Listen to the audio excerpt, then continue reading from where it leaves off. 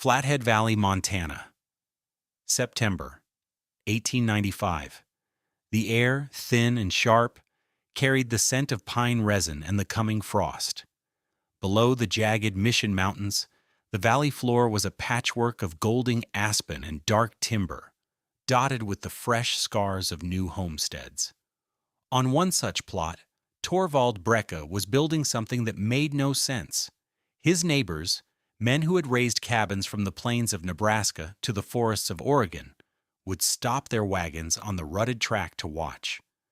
They'd watch Torvald and his young son, Lars, wrestling timbers that were far too long for any sensible house. They watched him set them at an angle that was downright offensive to the eye. "He's building a church steeple, not a cabin," Jedediah Ames remarked one afternoon, leaning on the fence post of his own sturdy, low-pitched home. Win Calder, owner of the valley's only lumber yard, and a man whose opinions were as seasoned as his timber, pulled his horse to a halt. He stared at the skeletal frame rising from the earth, two steep planes meeting at a ridiculous, sky-piercing peak. "It's more than foolish, Jedediah. It's a waste." He gestured with his chin. "That's a 70-degree pitch if it's an inch. He's using 20-foot rafters where a sensible man would use 12. That's nearly double the board feet for a roof that will catch twice the wind. The man's mad." The word spread through the valley, carried with sacks of flour and barrels of nails. The Norwegian, Brekke, was building his snow splitter, his timber tent, his fool's peak. The mockery was good-natured mostly. This was a land that tested ideas against rock and ice, not theory. Torvald's idea looked, to all experienced eyes, like one destined to fail spectacularly. What did this Norwegian stave church carpenter, a man who had spent his life working on the ancient dragon-headed churches of his homeland, understand about moisture, snow, and the brutal physics of a Montana winter that the seasoned frontiersmen of the Flathead Valley had missed? The answer to that question would not be found in argument or debate, but in the silent, unforgiving laboratory of the coming winter. Before we see how this strange triangle of a house defied a mountain snow siege, take a moment to subscribe to our channel. We explore the forgotten wisdom of those who built a new world with old knowledge. I promise you we'll learn not just the story of a strange house, but the fundamental reason why a dry wall is always more important than a thick one. Let us know in the comments, what's the most unconventional but effective design you've ever seen? Torvald Brekke was not a frontiersman. He was not a farmer, nor was he a trapper. He was a timmerman, a carpenter. From the misty hills surrounding Bergen, Norway, his hands, thick with callus and scarred by the slip of a chisel, knew the language of wood in a way few men did. He hadn't learned to build square, squat cabins from milled lumber. He had learned his trade as an apprentice, restoring the 1,000-year-old stavkirker, the stave churches of Norway. His world was one of vertical staves, of complex joinery that shed water without a single nail, of steep, tarred shingle roofs, pitched like mountain faces to shed the immense weight of wet, heavy Scandinavian snow. He understood that a building's greatest enemy was not the cold, but the water that cold commanded. He, his wife Solveig, and their two children, Lars and Astrid, had arrived in Montana 2 years prior, drawn by the promise of land and the letters from Solveig's cousin. They built their first home as they were instructed by their new neighbors, men of goodwill and deep experience in this new country. They laid a foundation of stone, raised walls of 10-inch pine logs, and chinked the gaps with mud and moss, and they built the roof the American way, a low, gentle pitch of 4 and 12, easy to walk on, economical with timber, and perfectly adequate for the rains of the Ohio Valley or the light snows of the prairie. Their first winter in that cabin was a lesson in misery. The snow came in November and did not leave until April. It piled on their low-pitched roof, heavy and wet. The modest heat from their cast-iron stove rising through the ceiling melted the bottom layer of the snowpack. This meltwater trickled down the shingles until it reached the cold, unheated eaves, where it froze solid. An ice dam began to form, a thick, glittering barricade along the edge of their roof. Behind this dam, a pool of standing water grew. It backed up under the shingles, freezing and thawing, finding every tiny crack, every nail hole, every seam in the roof boards. Soon, the dripping started. First in one corner of the cabin, then another. Solveig moved their bedding to the center of the single room. She placed buckets and pans on the floor, the constant, maddening plink, plink, plink becoming the rhythm of their winter. The chinking between the wall logs became saturated and turned to icy mush. The bottom logs of the walls, where snow drifted and melted against them, were perpetually soaked. The wood, sodden and heavy, began to rot, a dark stain of decay creeping up from the foundation. The cabin was never truly warm, never truly dry. They burned through their woodpile by February and had to spend brutal, windy days felling and splitting green lodgepole pine, which hissed and smoked, but gave little heat. For Torvald, a man whose ancestors had mastered the art of living in the cold for 1,000 years, this was not just a hardship, it was a professional humiliation.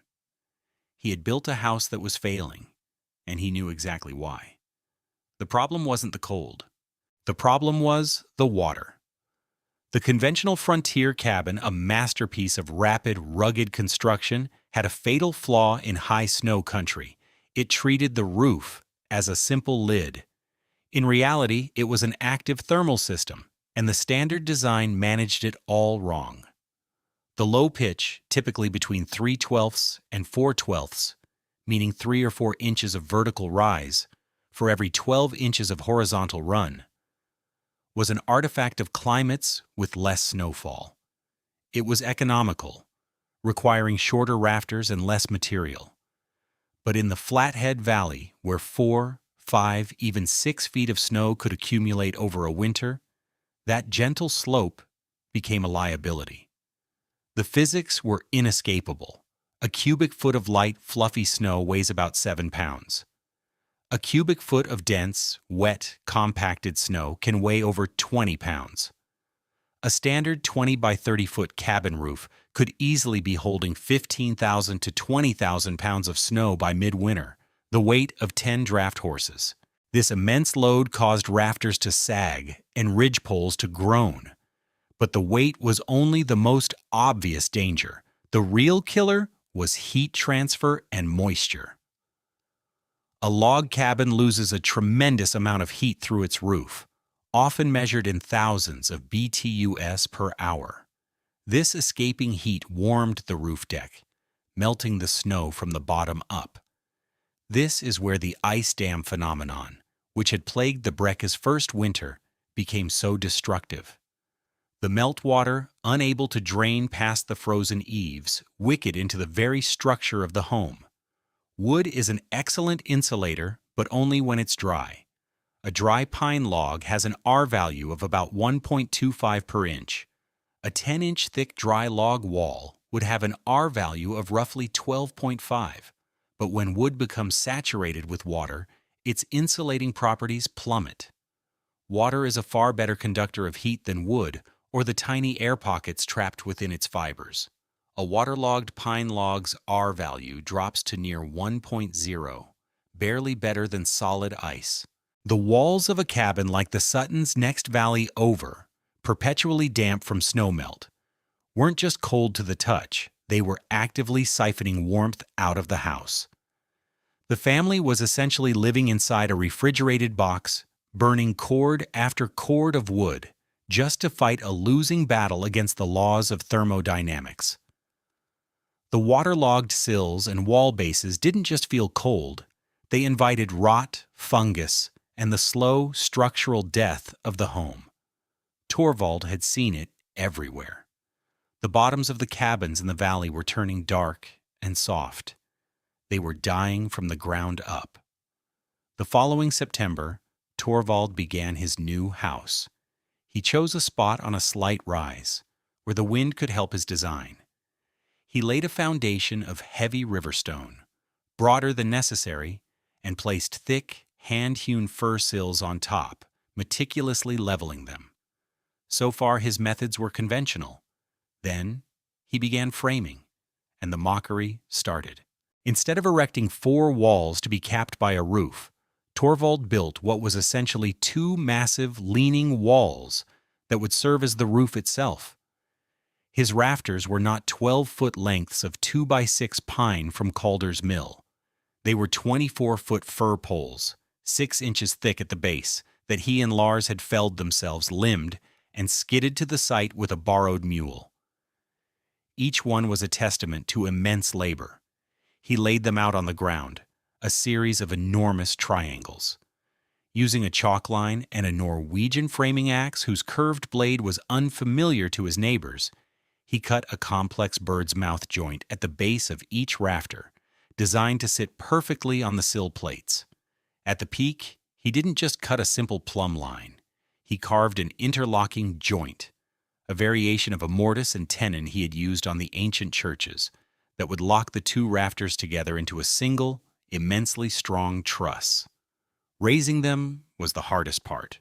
He, Solveig, and 12-year-old Lars strained with ropes and pry bars, slowly walking the first massive A-frame truss into its vertical position. It towered over them, a stark, skeletal finger pointing at the sky. They braced it, then began the back-breaking work of raising the next and the next, spacing them 2 feet apart. The structure that took shape was utterly alien to the Montana landscape. It was all roof. The sidewalls were only as high as the foundation, a mere 2 feet. The living space was entirely contained within the vast, steep-sided triangle.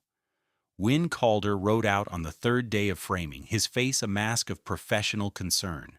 He dismounted and walked the perimeter of the foundation, squinting up at the radical pitch. "Brekke," he said, his voice firm but not unkind. "I've been selling lumber in this territory for 15 years. I've seen 100 cabins go up. This," he gestured, "this is a mistake." Torvald paused, his axe held loosely in one hand. He nodded for Calder to continue. "Your pitch is 70 degrees. You're using 24-foot timbers for a house that's only 20 feet wide. You could have roofed this place with half the lumber. I'm carrying your account on credit, Torvald, and I can't in good conscience extend it for this kind of waste. You'll have this thing framed, and no money left for sheathing or floorboards." Torvald looked from Calder's concerned face to the mountain of long, clean timbers yet to be raised. He then looked at the dark, rotting sills of his old cabin, which he was using as a temporary shed. He said only one thing: "It is the roof I need." Calder shook his head, a mix of frustration and pity in his eyes. "The first heavy wind will peel it open like a tin can. Suit yourself, Brekke, but the credit stops today." He mounted his horse and rode off without a backward glance. The work continued. Solveig, who had trusted her husband's vision implicitly, felt a seed of doubt. "It looks so strange, Torvald," she said one evening, rubbing her sore arms, "like a tent made of wood. Mrs. Ames asked if we were planning to house giants." Torvald simply smiled. A rare and fleeting thing. Let them talk. This house is not for looking at. It is for living in. He framed in the front and back gables, cutting openings for a door and 2 small windows. He sheathed the entire massive roof surface with 1x10 pine boards laid tight. Over this, he layered tar paper, and then, finally, cedar shingles. Inside, the space was cathedral-like. At the very peak, 20 feet above the floor, was a triangular space he left open to the small attic he'd framed at either end. This wasn't wasted space. It was a critical part of the design. A dead air pocket, an insulating buffer between the living space and the coldest point of the structure. He was building a house that worked with the winter, not against it. To understand the genius of Torvald Brekke's design, you have to understand the thermal dynamics of snow and water. His neighbors saw wasted timber. He saw a sophisticated machine for moisture management. The entire structure was built around one single powerful principle: keep the walls dry at all costs. Let's break down the physics. The enemy, as Torvald knew from his first miserable winter, was the ice dam and the pooled water it created. An ice dam is a product of a thermal imbalance. A poorly insulated attic or roof allows heat from the house, let's say 3,000 BTUs per hour, to escape and warm the underside of the roof deck to just above freezing, say 33 degrees Fahrenheit, even when the air outside is 10 degrees Fahrenheit. This heat conducts through the wood sheathing and shingles, melting the bottom layer of the snowpack that rests upon it. On a conventional 4/12 pitch roof, this meltwater is a slow-moving film. It travels down the roof plane until it reaches the eaves, the part of the roof that extends beyond the walls of the house. Here, there is no heat from the house below. The eaves are at the same ambient temperature as the outside air, 10 degrees Fahrenheit. As the meltwater hits this freezing zone, it turns back into ice. Over hours and days, this process builds a solid ridge of ice, an ice dam. Once the dam is formed, the meltwater coming from higher up the roof has nowhere to go. It pools, creating a small reservoir. This standing water, often inches deep, is relentless. It works its way under shingle laps, around flashing, and through nail holes, seeping into the wooden structure of the house. This is where the catastrophic failure of insulation occurs. Dry wood contains millions of tiny trapped air pockets, which is what gives it its insulating R value. Water is a much better conductor of heat than air. When those pockets fill with water, the wood's ability to resist heat flow is decimated. A saturated 10-inch log wall, which should have an R value of 12.5, now has an R value of less than 2. The wall becomes a thermal sieve, bleeding precious heat into the frozen outdoors. The family burns more wood, more heat rises, melting more snow, feeding the cycle of water intrusion and heat loss. Torvald's 70-degree A-frame was a direct assault on this entire process. Its primary function was to deny water the one thing it needed: time. The angle of his roof was steeper than the angle of repose for snow, which is the steepest angle at which a sloping surface can hold loose material. Snow simply could not accumulate. As it fell, it would build up for a few inches, but its own weight would quickly overcome the friction holding it to the shingles, and it would slide off in a soft, harmless cascade. There was no massive snow load. There was no bottom layer to be melted by escaping house heat. There were no eaves to create a cold zone for ice dams to form. The walls were the roof, and they were designed to shed snow as effortlessly as a duck's back sheds water. By preventing the snow from lingering, Torvald prevented it from melting and saturating the structure. His walls would remain dry all winter long, and because they were dry, they would retain their full, natural insulating value. The small triangular dead air space he left at the peak acted as a final buffer, ensuring that any heat rising to the very top of the house would dissipate in that attic space rather than conduct directly through the ridgepole. It was a simple, elegant solution born from centuries of observation. That winter arrived with a fury that would become legend in the valley. It began not with gentle dustings, but with a siege. On the 3rd of December, the sky turned a flat, ominous gray, and the snow began. It did not stop for 19 days. A relentless, silent deluge of white buried the Flathead Valley. The wind sculpted it into massive drifts, erasing fences, roads, and the very shape of the land. By the time the sun finally broke through on December 22nd, more than 6 feet of snow had fallen on the level. For most settlers, it was a repeat of the misery of the year before, only magnified. At the Albright Homestead, a mile down the valley from Torvald, the strain was immense. Their low-pitched roof, groaning under an estimated 12 tons of snow, sagged visibly in the middle. The dripping was no longer a nuisance. It was a flood.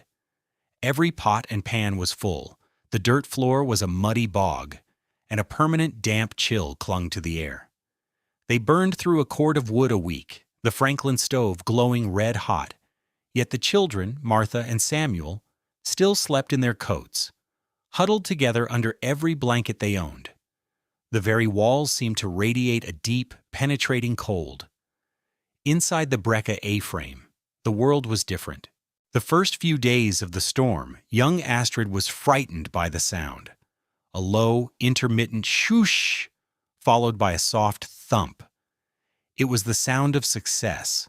It was the sound of snow sliding harmlessly off the steep roof planes and falling to the ground 2 feet away from the foundation walls.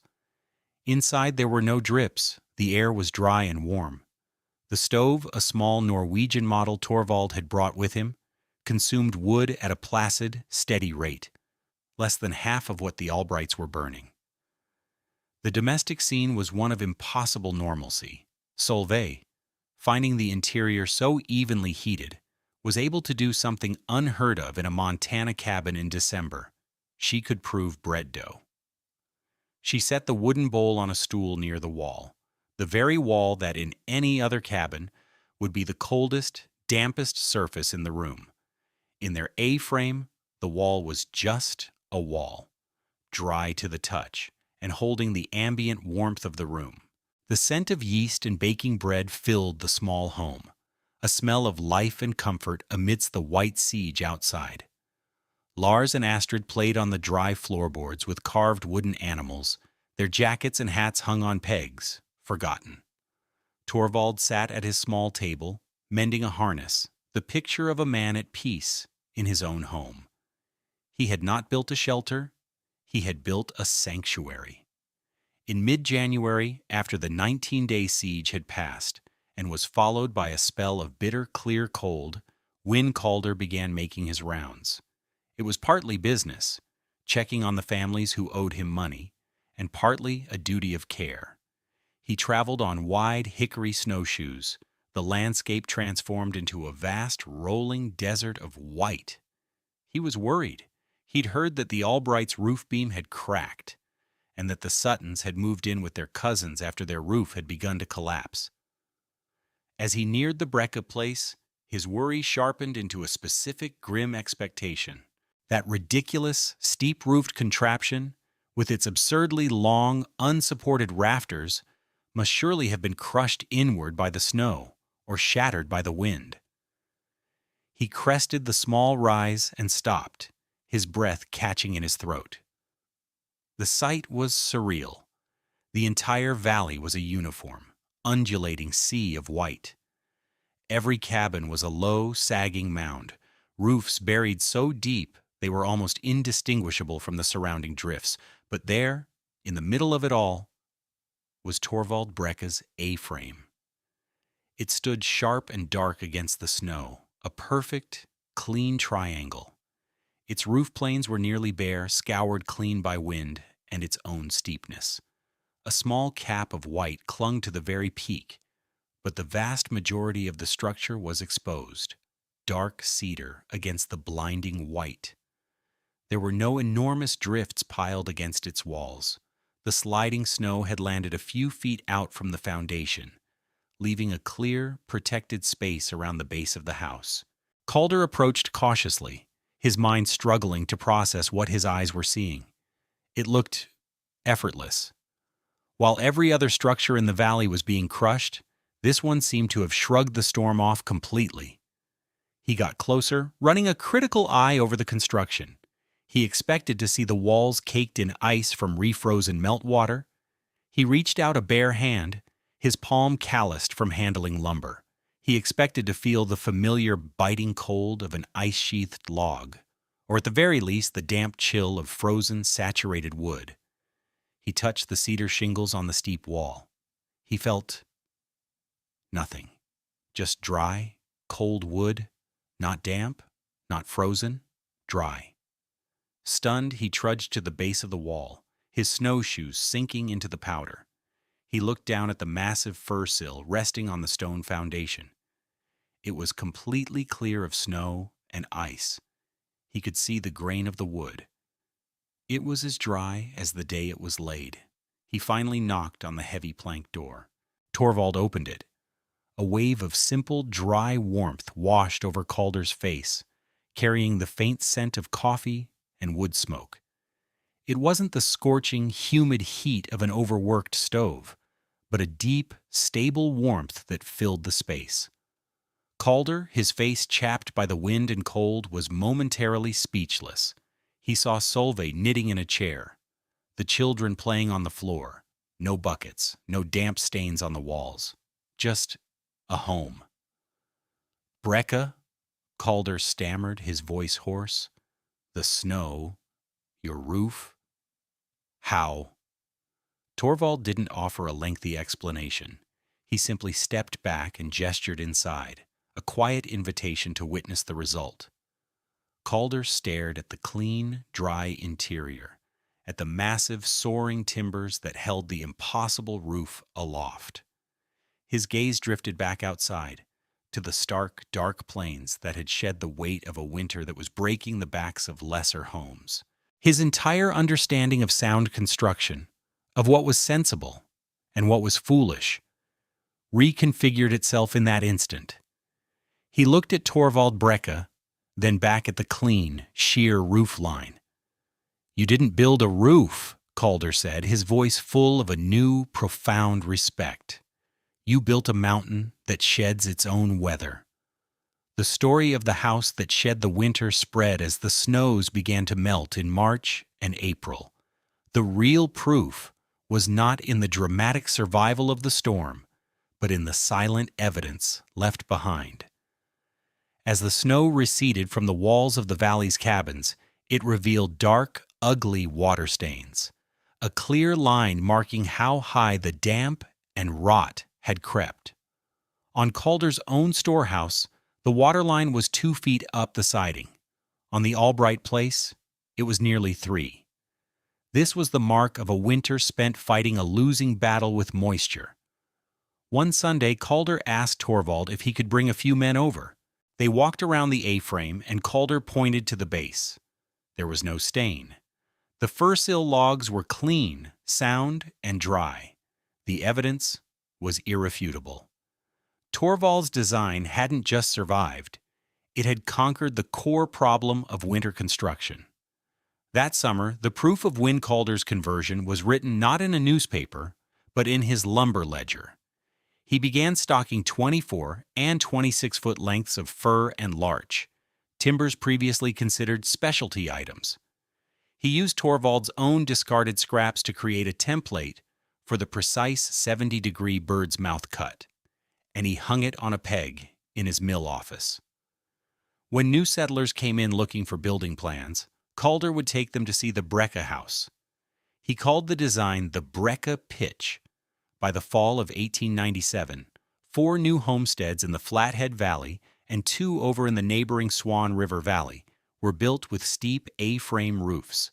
The quiet Norwegian's idea was becoming the new vernacular of the mountains.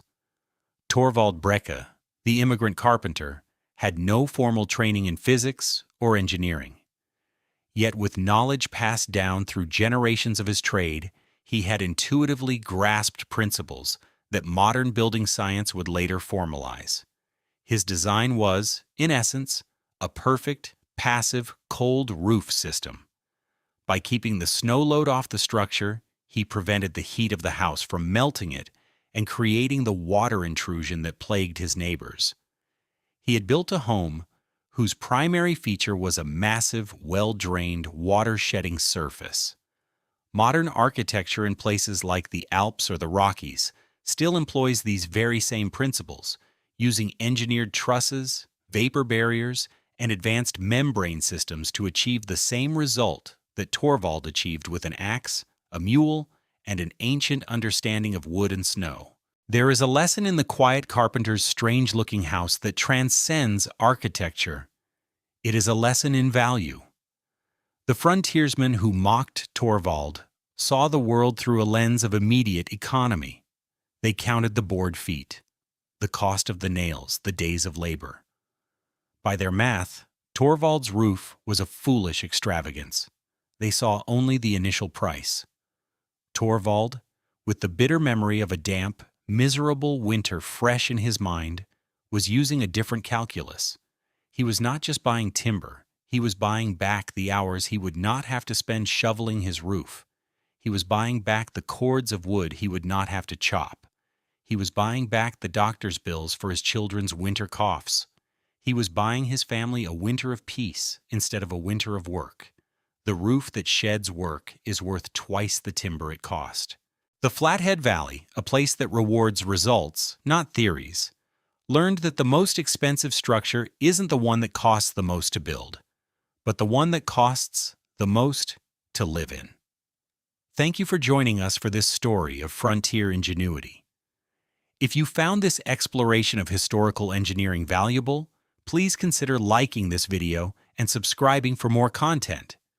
Every story holds a lesson, and we're dedicated to uncovering them. What other old-world techniques do you think deserve a modern look? Let us know in the comments below. This video presents historically inspired reconstructions for educational and storytelling purposes. The characters, names, and specific events depicted are fictionalized for narrative clarity. However, the building techniques and scientific principles discussed are based on real historical practices. The application of any building technique today should be done in accordance with modern building codes, safety guidelines, and professional consultation. This content does not constitute professional, technical, or legal advice.